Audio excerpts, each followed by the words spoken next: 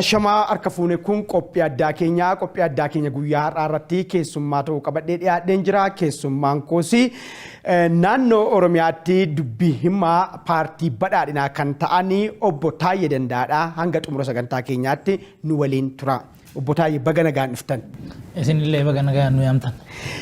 Tole egaa obbo Taayyee akka carraa ta'e yeroo gaariitti kan wal agarre filannoon marsaa ja'affaa gaggeeffamuuf deemaa jira.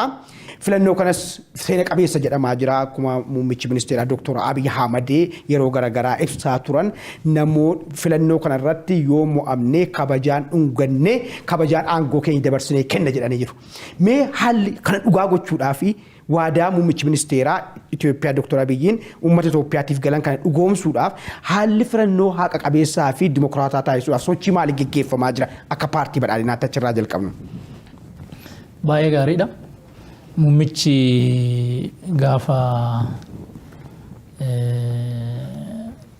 yeroo jalqabaatiif paarlaamaa irratti aangoo fudhatanii haasawa godhan Itoophiyaa keessatti dimokiraasii dhugoomsuudhaaf waadaa seenanii turani. Kana namuun beeka.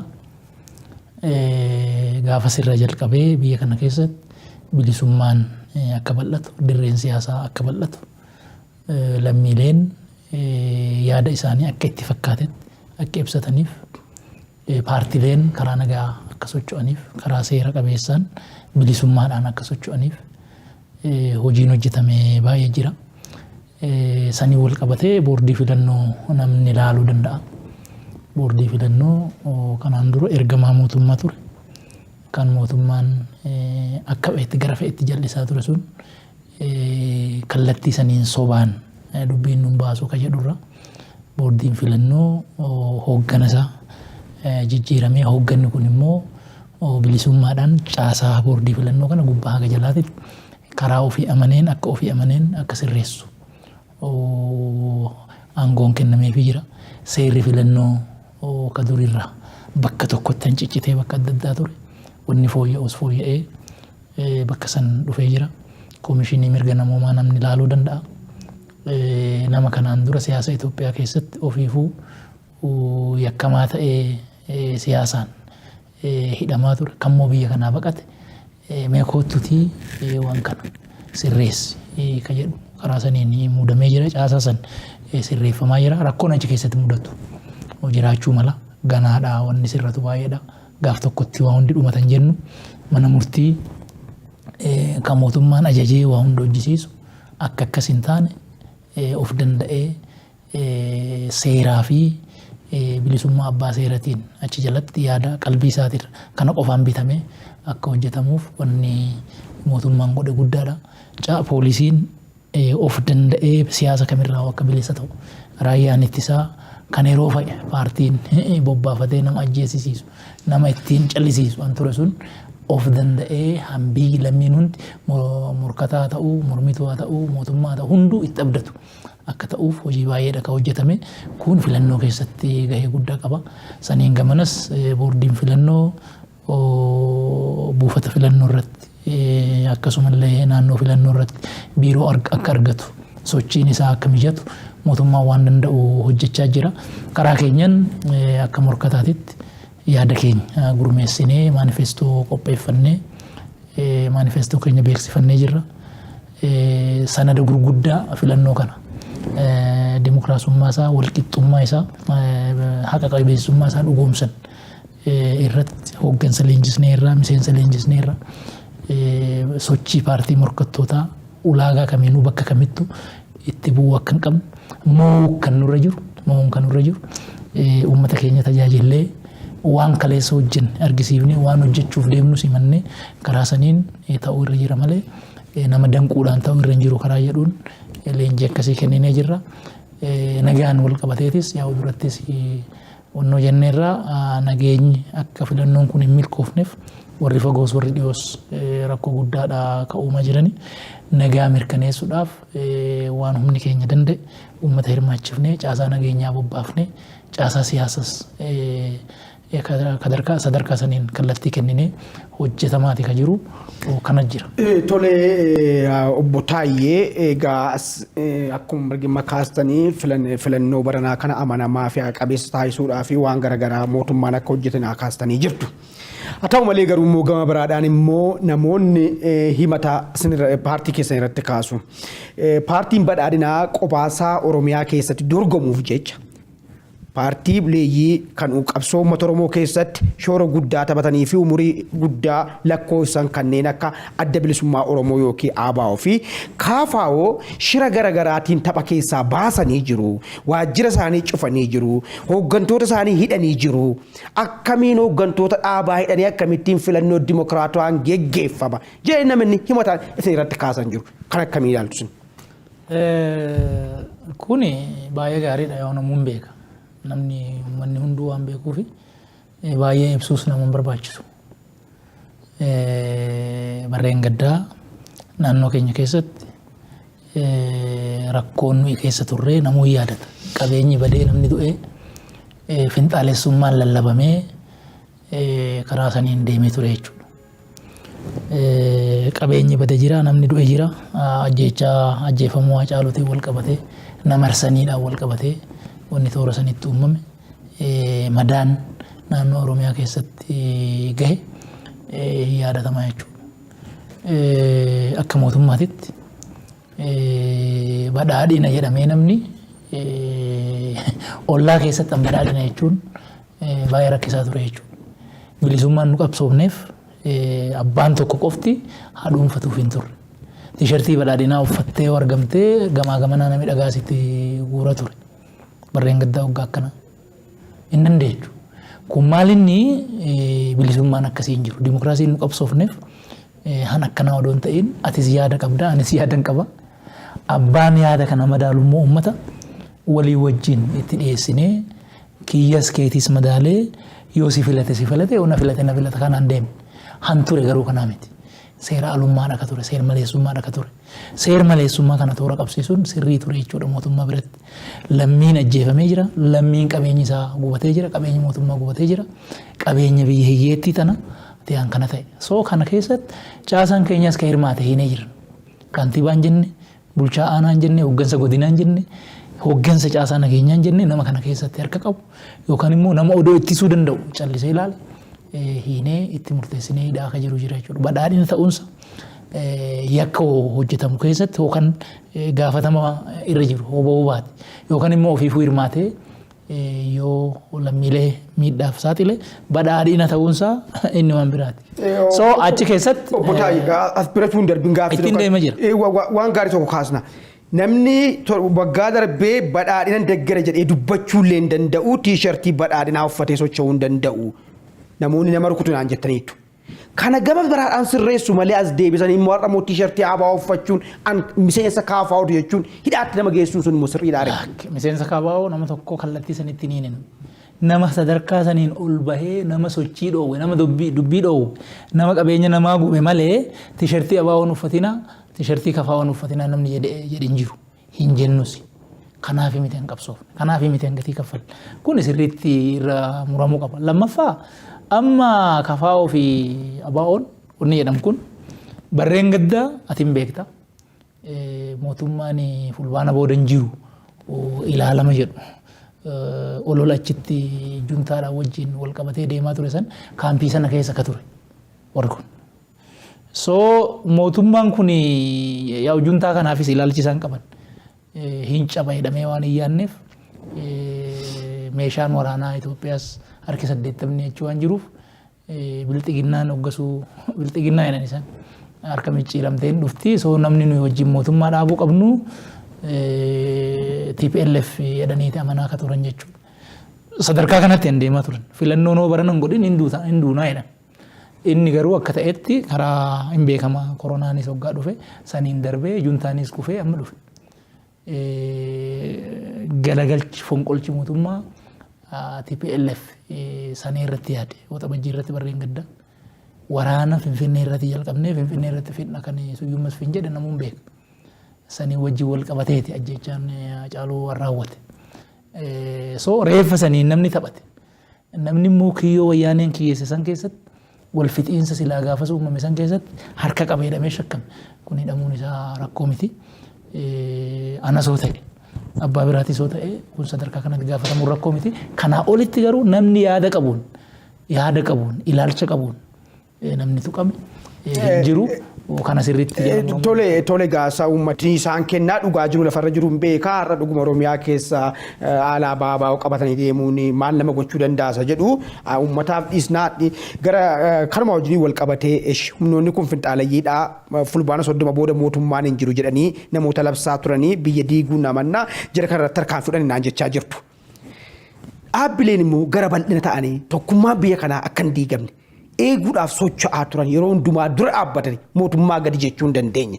Rakkoo biyya kana irratti dhufu ijaajjanii kun rakkoo biyya kana diiga jedhanii warroonni balaaleffachaa turan. Har'as jirri immoo Oromiyaa keessa yeroo socho'uudhaaf yaalan haala ittiin socho'uu hin dandeenye keessa jira. Oromiyaatti ikkoo kan uummati hundumtuu beeku paartii meeqama kan dorgommii taasisaa jiru. Kan taasisaa jiru immoo miseensota keessan gara gadii jiraniin darara maaliif hangamiitti irratti raawwatamaa jira. Lagi kun sirriitti hubatamuu qaba. Naannoo keenya keessa paartiilee 11tu badhaadhina wajjin paartiilee 11tu socho'aa jira. Izeemaa fa'aa dabalatee jechuudha. Caasaan nu qabnu duraanan sitti hime. Caasaan nu qabnu ijaaraa jirra malee ijaarreen hin fedhu. So namni yaadaan gahumsaan hanqinni jiru jira. So bakka rakkoon mudatetti gabaasa gaafa argannee tarkaanfii fudhachaa jirra. Walii wajjin hojjechaa jirra paartiilee morkataa wajjinis. Rakkoon mudatee hin beeku hin jennu bakka mudatetti garuu walii wajjin sirreessaa jirra. Abbaa waan kana qabate waan humsan hojjechuudhaaf namni ramadamee taa'u jira jechuudha. Naannoo Oromiyaa keessatti homaa socho'uun hin danda'amu. Oromiyaan bosonaa badhaadhinni kophaa keessa jira ka jedhu soba. Paartiilee 10 ka biraatu jira badhaadhina malee. Bakka baay'eetti dorgommiin dorgomamee jira. Garuu immoo bakka biraatitti rakkoo mataa isaaniitiin rakkoo himammata isaaniitiin nama san bitu yoo dhaban nama hirmaatu yoo dhaban sun rakkoo isaaniiti keenya miti. Garuu akka keenyatti paartiilee morkataadhaaf tumsi akka godhamu eegumsi akka godhamu paartii keenya hin qixxe maaliifuu rakkoon sun yoo isarra gahe warri filannoo gufachiisuu barbaada ajandaa godhata waan ta'eef sadarkaa sanitti hojjechaa jirra. Kun jala muramee beekamuu qaba. Tole gara filannoo keessaa baanee gara nageenya waa'ee Oromiyaa immoo dubbii yaaddessaa ta'e tokko Oromiyaa keessa yeroo ammaa kana humnoonni hidhatanii socho'aa jiru. Kanneen asii dhaabaa shanee jettanii ittiin waamtan jechaadha. Humni kun yeroo garaagaraa koomishiniin poolisii Oromiyaa bahee nan barbadeessa jedhaa hooggantoonni olaanoo qondaaltonni mootummaa bahanii akka goone irra jedhu garuu humni kun bal'atee dhufee Jimmaa gaheera. As Shawaa keessa gahaa jira. Maanni haalli nageenya naannoo Oromiyaa keessa jiruu fi caasaa nageenyaa jaaris keessa yoomidhuma kan yoomi kan Oromiyaa uummanni Oromiyaa nagaadhaan bulu jalqabu. Kuni baalaansiin yookaan immoo madaala isaatiin ilaalamuu qaba. Abaaboo shaneen barreen gaddaa waggaa akka kana yookaan xiqqoo kana dura zoonii 11 waan to'achaa ture. Amma qabaleen inni to'atu hin jiru. Qabaleen inni to'atu. Babal'atee jira lafa hunda gahee jira ka jedhu yaa namni 2 namni 5 shiftaa ta'e bahee nama nagaa nama loluu miti poolisii miti humna addaa miti makalaakaa miti nama nagaa hanganda keessa jiraatu nama nagaa hanga bayaa olee galu kan irratti tarkaanfii fudhan namni tokko kilaashii tokkoon nama 30-50 ajjeesuu hin danda'a nama akkanaa jechuudha. Kun sadarkaa sanitti barreen gaddaa aangoo qabannee ta'e yaadaa ture warri. Aangoo qabannee ji'a 3tti qabannaa ji'a 2tti qabannaa waan akkanaa beellama qabachaa turan hin beektan. Barana garuu san dhiisanii sadarkaa badanii balleessutti sadarkaa amma sabaaf sablammii waraananii ajjeesanii ajandaa siyaasaa uumuu qofatti sadarkaa gadi bu'anii ka qabu jechuudha. Ganda tokko kan isaan to'atan hin jiru. Oromiyaan immoo bal'aadha. Atis hin beekta. Bosona baay'ee jira. Caasaan nageenyaa keessattuu caasaan security diigameet reefu ijaarame sadarkaa sanitti amma humna horachaati ka jiru.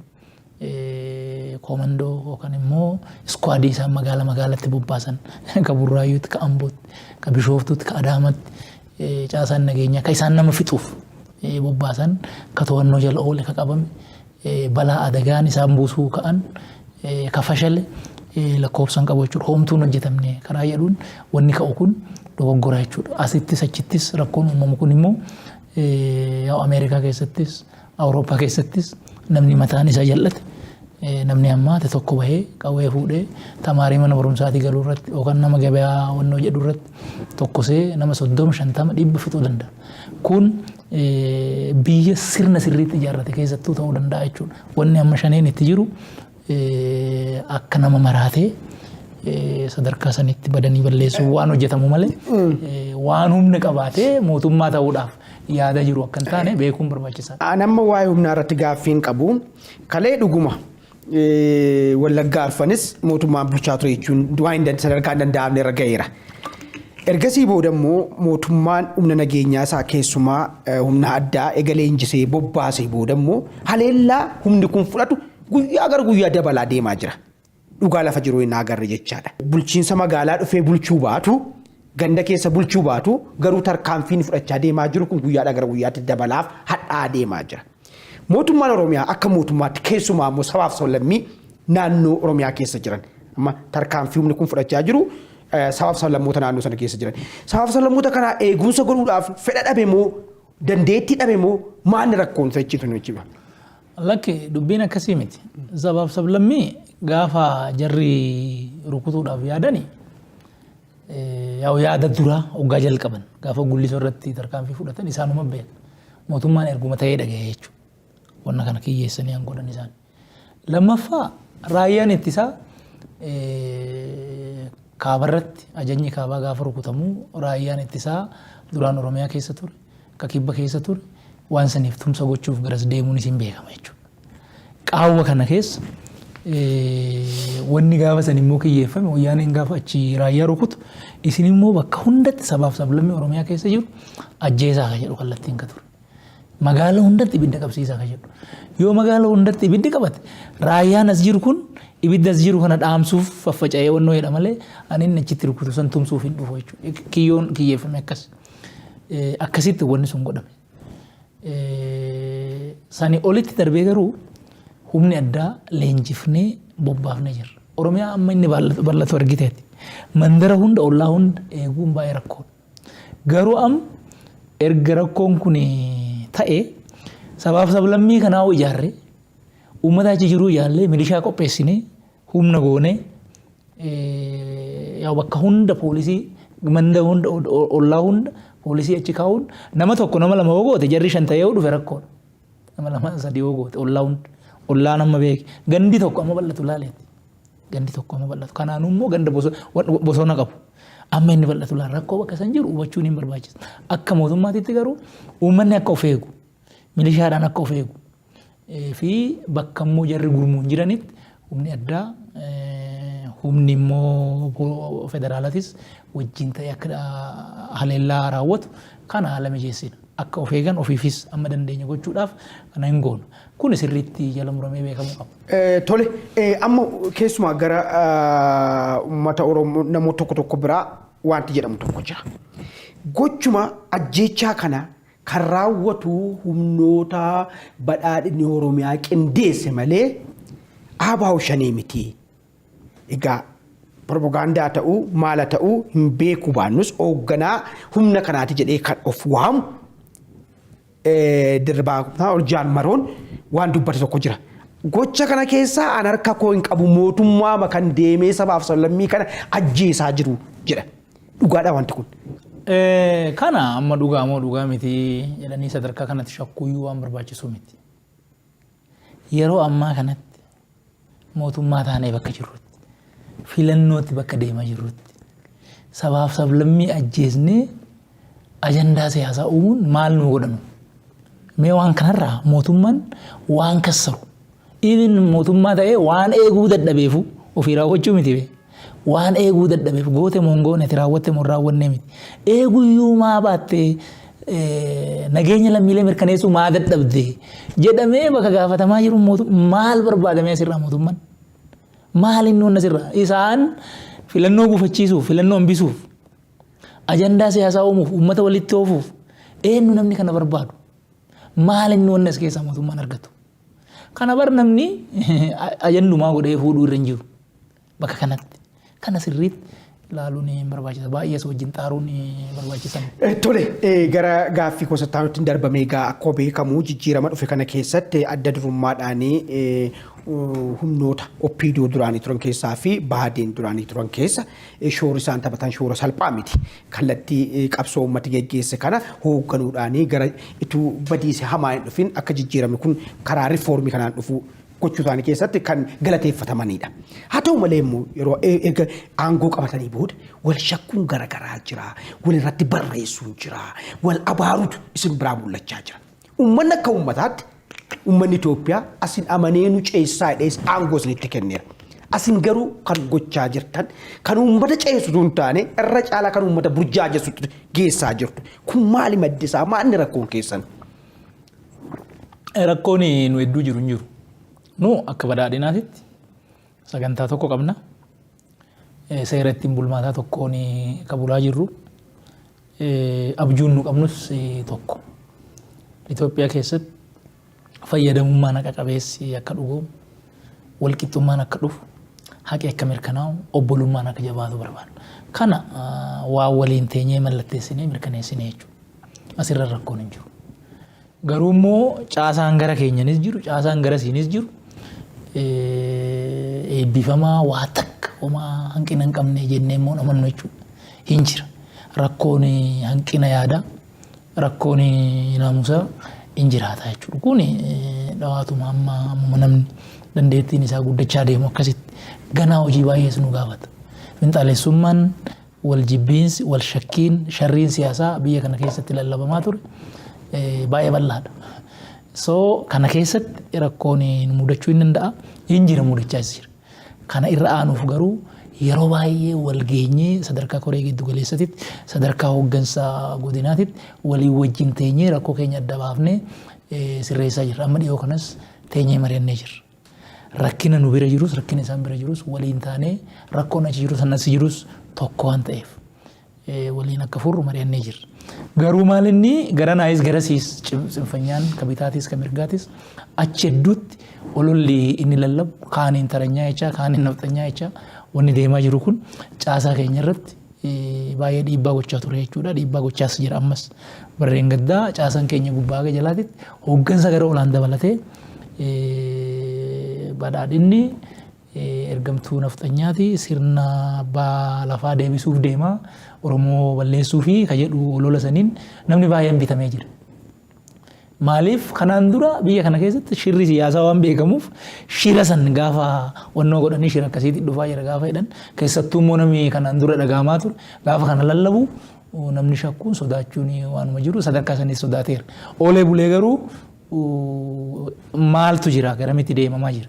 Itoophiyaa keessatti maal takka dhufuuf hojjetamaa jira. An jedhu sun amma mul'atee jira. Walqixxummaan akka barbaannu, bilisummaan akka barbaannu, obbolummaan akka barbaannu. Itoophiyaan guddoodha. Qabeenya guddaa qabdi, nama baay'ee qabdi.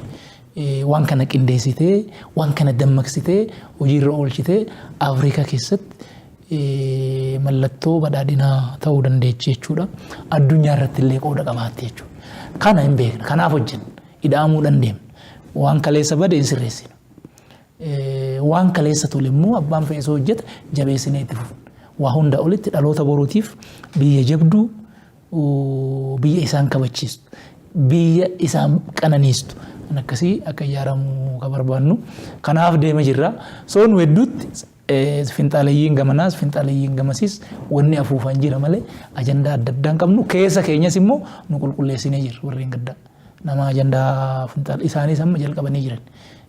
So isaan bakka nuyi warreen gaddaa jirru barana jiran sirratuu qaba kun sinfanyaan yoo isa tuquun dandeechu waan biyya diiguu dubbachaa oola waan biyya diiguu hojjechaa oola qalbii namaa immoo qaata dhuunfate nama harka dhawu wannoo godhee isa malee namni biraa akka biyyaaf hin dhaabban ka godhu immeejii akkasii uume xiqqoo jajjabina barbaada wal qarqaarreeti karaa kanaan tokkummaa biyya keenyaa akka inni mirkanaa'u jijjiiramni eegalames akka inni fuulduratti tarkaanfatu gochuudhaaf hojjechaa jirra jechuudha. Tole obbo Taayyee egaa akkuma beekamu jijjiirama dhufe kana keessatti adda durummaadhaan sabaaf sablammiin hundumtuu hirmaannaa qabaatanis kan qeerroof qarree uummata Oromoo shoora guddaa akka taphatan ni beekama akka jijjiirame kun dhufuuf. Yeroo ammaa qeerroon Oromoo wanti ni jedhu maaltu jira. Badhaadhinni nu ganeera. Kaayyoo nuti qabsoofne kana miti kan jedhuun kaasu. Qabatamaan obbo Taayee Oromiyaa keessatti. Uummata Oromoo keessumaa immoo qeerroo biraa deeggarsa qabnettanii namantu. Otoo deeggarsa qeerroo qabaachuu baanne ibiddi barana Oromiyaa keessa akka ka'u barbaadame dhaamuu hin danda'u ture. Marsaa sagal yaani gabayaan akka cufamu lallabame finxaaleeyyiidhaan tokkichi hin taane. Kanaan dura garuu gaaf tokko lallabamee wanni lallabame sun wanni gaaf tokko oolan jiru. Finfinnee keessatti ilaaltaa odoo wayyaaneen ilkaan qabu dhufanii asitti wareegama kaffalaniiran qeerroon keenya koottaa hiriira jenna. Gaafa hiriira guddichaa yaadatta. Guyyaa tokkicha lallaba finxaaleeyyii hambisuun waan laayyoon turre jechuudha. Nummoo humna gaafa isa wayyaaneen qabuu fi ijaarsi nu irra qabnu baay'ee walitti dhufu jechuudha. Tokko lammaffaa nu qeerroo maaliif ganna? Maaliif ganna? Isiin gananii ololameera. Qabsoon keessa natameera matsaafuu irratti barreeffameera. Ita xallafee tigiliidhanii jechuudha. Sun piroopaagandaa uumamee wannoo godhamee walumaa galattuu jijjiirama kana aqanqaalanii harka wayyaaneetti deebisuudhaaf waan godhame jechuudha. Gamasiis taranyaan afxanyaan jedhu sun akkasitti dhufa. Garuu gama keenyaan qeerroo wajjin wanni laawwanne. Humna addaa Oromiyaa bal'inaan leenjifne sun namni leenjii eenyu? Qeerroodha. Namni hirmaate. Amma bara darbe barreen gaddaa hoogganarraa kaafnee leenjifne qeerroo sadarkaa gandaatitti caasaa mootummaatitti akka hirmaatu sadarkaa anaatitti kallattii gubbaarraa keenya qofaan qeerroo aanananii ofii kiyya leenjii isaaniititti hirmaanne qeerroo 1155 sadarkaa itti aanaa hoogganaa biiroo asirraa jalqabne itti aanaa waajjiraalee godinatti aanatti sadarkaa kanatti caasaa mootummaatitti galchineera. Akkuma wareegama itti baaftan koottaa qabadhaa caasan keessanii boruus inti fudhataadha. Amma boruus kanuma. So qeerroo hirmaachisaa jira. Dinagdee keessatti akka hirmaatuuf haala mijeessaa jira. Leenjii gurguddaa kennaa jira. Interpreneurship irratti maal irratti akka inni rakkoo keessaa bahu akka inni hojii argatu akka inni ofii qofa odoo hin ta'in hojii uumuu itti danda'u kana gochaa jira. Wanni immoo qeerroo hunda bira dhaqqabnee waa hunda isaa goone jennu hin jiru. Humni nu qabnu immoo murtaa'aadha. Hin beekama. Biyyiin saamame. Biyya saamame kaazinaa duwwaatti ka dhufne waan qabnuun hojjechaa jirra. Waliin taanee jijjiiraa deemnaa jechuudha. Tole egaa gara gaaffii keenya sattaanota dabarruuti waa'ee bu'uureffamaa paartii badhaadhinaa wajjin wal qabatee egaa akkuma beekamu paartiin badhaadhinaa yeroo bu'uureffamu mormiin dhaaba keessan keessas tureera. Namoonni ejjennoo mataa isaaniitiin ba'anis jiru. Sanan dhiisnaati bu'uureffamuu isaa keessatti wal qabatee paartiin tokko bu'uureffamuu seenaa mataa isaatii qabaachuu danda'a. Keessumaa biyya keenya keessatti paartileen tokko biyya kana keessaa Oromoon kolonii ta'eera. Kanaafuu biyya Oromiyaa jedhu Rippaabilik of Oromiyaa hin humna kan jedhan jiru. Akkasumas immoo nu qofatu biyya kana akka barbaannetti ijaarree biyya kana yeroo ijaarru saba kana qofaatu shoora guddaa taphate kanneen jedhan jiru. Kanneen biraan immoo hundumtiyyuu namoonni hundumtuu sabaaf sablammii biyya kana keessa jiranii hirmaataniiru kanneen jedhan jiru. Akka dhaabaatti paartiin badhaadhinaa gaafa hundeeffamu seenaa Itoophiyaa kanarratti ilaalcha ejjennoo maalii qabateeti kan inni hundeeffame gabaabumatti beektu. Jalqaba irratti seenaadha. Waan raawwatame. Achi keessa seenaa fi seenessoon garaagarummaa qabu. Waan raawwatame tokko akkaataan itti himanii namni tokko bitaatti jallisee himuu danda'a. Kaan gidduudhaan himuu danda'a. Kaan immoo mirgatti jallisee himuu danda'a. Akkaataan itti himamu. Garuu seenaadha. Seenaan dhugaa hayyoota seenaatiin qoratame akka lammiin irraa baratuuf kaayamuu qaba. Kana achitti seenaan barnootaaf malee seenaan wal nyaachuuf ta'uu irra hin jiru. Waan waggaa 200 irraa dura hojjetame gartokkeen immoo waan waggaa 500 irraa dura hojjetame san kaasee wal sodaachisee sabaaf sablammiin keessattuu Oromoo fi Amaarri akka walitti ka'u. Wanni godhan kun jaarraa irraa keessatti barbaachisaa miti jechuudha. Seenaan barnootaaf ooluu qaba. Itoophiyaan akkamitti tolfamtee koloniidha moo miti? Itoophiyaa keessatti dabni adda addaa raawwatamee jira. Giti bittaa uummata hunda cunqursaa ture. sadarkaa kamittu. Cunqursaa giti bittaa godhe kun immoo akka sabaaf sabi itti wal shakku immoo warri siyaasaaf fayyadame jira jechuudha. Hoo dhugaa dubbannee uummanni qarqaraatitti daakuu daakee siisoo safaree warra kana gita bittaan qarqaariin hin jiru jechuudha.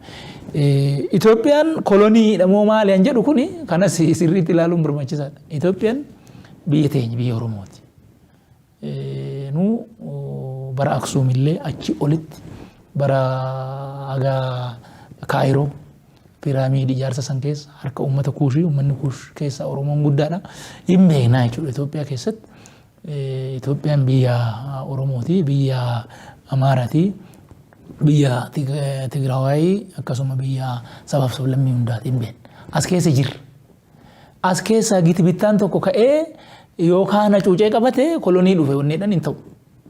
Oromoon aga Gondaritti lafa bulchaa ture hin beekamu. Gondor hin beekama jechuudha bakka sanitti.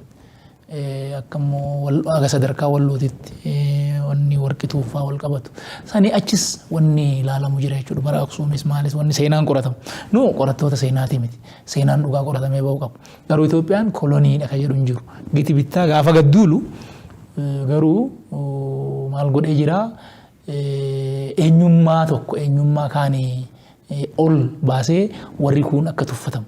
Warri kun akka of jibbu poolisiin akkasii giti bittaan baafatee jira uummataa miti kun. Kun rakkoon lafa irratti rakkoon ture jira, dimokiraasii irratti rakkoon ture jira. Kunaa jijjiiramuuf immoo lammiileen Itoophiyaa qixxee qabsaan wal faana qabsaan. Ijoolleen abbaa lafaatu sirna abbaa lafaa jijjiiramuu qaba jedhanii qabsoo godhanii jiran. Kun Xilahuun Gizaa'uu fa'aa ilma abbaa lafaati. Garuu immoo sanii jecha wareegama kaffalee jira. Kana jala muruun hin barbaachisa. Sirna san keessatti immoo Oromoonis hirmaatee jira gaafa biyyi kun ijaarame. Gita bittaa sana keessatti. Gita bittaa keessa jira Oromoon jira. Maal quusee inni nagdee fa'aa asumatti beeta mangistii gorsaa turan. Gaafa biyyi tuni haa babal'attu jedhames hooggantoonni waraanaa Oromoo baay'ee ture. Gaafa duulli gara kibbaa gadi duulamu. Gobanni Daacee immoo ajajaa walii galaati ka ture. Oromoo miti wanni jedhan hin ta'u. Wanni achi keessatti badee yoo jiraate sirratu qaba. Kun ilaalama ida'amuutiin kan ilaalamu kana haalanii deemuun hin ta'u. Ijaarsa biyya kanaa keessatti Oromoon qooda guddaa qaba.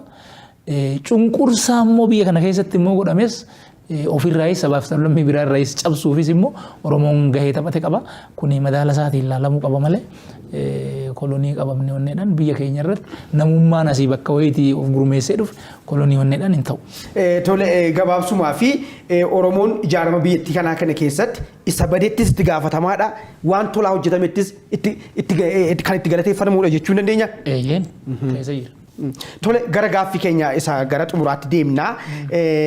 Egaa Oromoo gaafa jennu garuu jala muruun hin barbaachisa. Oromoon akka uummataatitti fi Amaarris akka uummataatitti, Affaaris akka uummataatitti maaliif dubbiin kun kwaalifaayi ta'uu waan qabuuf. Uummanni roorroo namatti roorrisa hin jiru. Uummanni wayiitti itti bade malee inni waan balleesseef. Sirni biyya kana keessatti gaafa ijaaramu uummanni akka mootummaa tajaajiluuf malee mootummaan akka uummata tajaajiluuf hin turre. Uummatarra roorroo ture. Oromoon akka uummataatitti badii fudhatu hin qabu. Badii fudhatu hin qabu. Garuu immoo waan milkii keessatti ijoollee isaa bobbaasee ijoollee isaa kennee gaafa Itoophiyaa weeraramtu birmadummaa Itoophiyaa tiksuu keessatti gahee taphatee jira. Waan tole keessa qooda qaba. Waan bade keessa akka sabaatitti homaan raawwanne.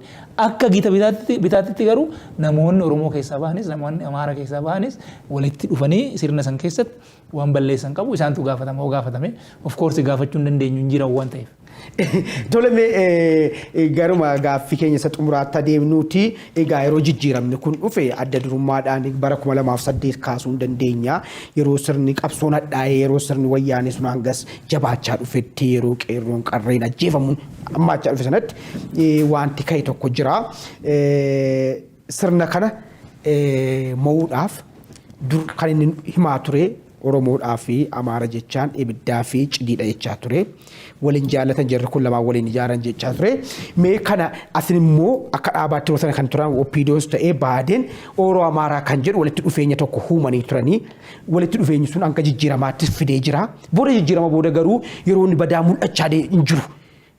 duruma yoo waan kana kan fiddanii fi aangootiin qabachuudhaaf moo dhugaa saba kana lamaan gidduu walitti dhufeenyi jiru kana jabeessaa deemuuf turme sanumaan xumurra. Wanni guddaan Oromoo fi Amaarri uummata amma walitti dhufe miti. Bara baay'ee wajjin jiraate. Baay'ee walirraa dhale. Baay'ee walitti makame. Kana namni haaloo jiraate hin taphata. Dhugaa miti jechuudha. Uummata akkanatti walitti dhufe kan uummata immoo ijaarsa biyya kanaa keessattis wajjin gatii kaffalaa dhufe kan uummata kana addaan baasanii bituuf wal sodaachisanii bituudhaaf shirri shirame jira. Ibiddaaf cidii wanni jedhu sun TPLF tu tolche. Sababa saniin waggaa 27 bulee jira.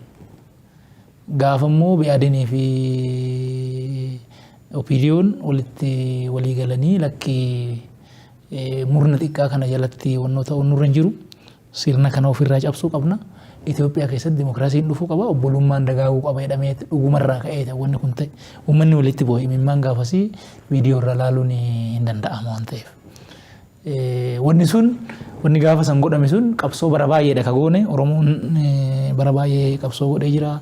Finfinnee keessatti wareegamni kaffalame baay'eedha. Sidaamni qabsa'ee jira. Anyuwaaq qabsa'ee jira. Somaalee keessatti gaddadoon raawwatame bal'aadha. Naannoo Amaaraa keessattis qabsoon godhamee jira. Garuu kophaa gaafa qabsoofnu wayyaaneedhaa fi carraadha. Gaaf tokko gaafa kuun ammaatee kaan ol fuuti. Gaafa kuun immoo laafee kaan immoo achi onnoo gooteet kaaniin kaan rukuchaa akkasitti deemuuf fayyadee jira. Oromoo fi Amaaraa wal faana dhaabbachuun sirni wayyaanee akka cabuuf gahee guddaa taphata jechuudha. Kana jala muranii beekuun barbaachisa.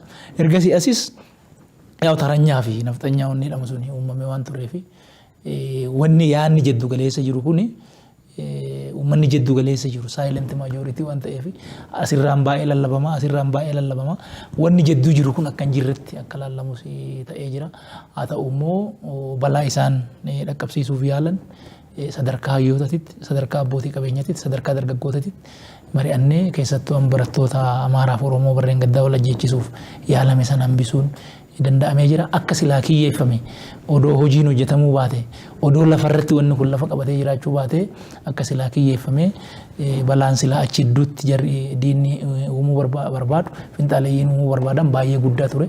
Kun maqaa Oromaaraan jabaataa ta'eef ammas hafe jechuudha. Uummanni lafarratti waliin jira dhiiga tokko akkasitti jechuudha. Tole butaayye tulli waan baay'ee dubbanni na tolaa ture asinis yeroon keessan baay'een isin jalaa qabadhe dhiifama asuma irratti na xumurre wayya. Baay'ee gaariidha ulfaadha.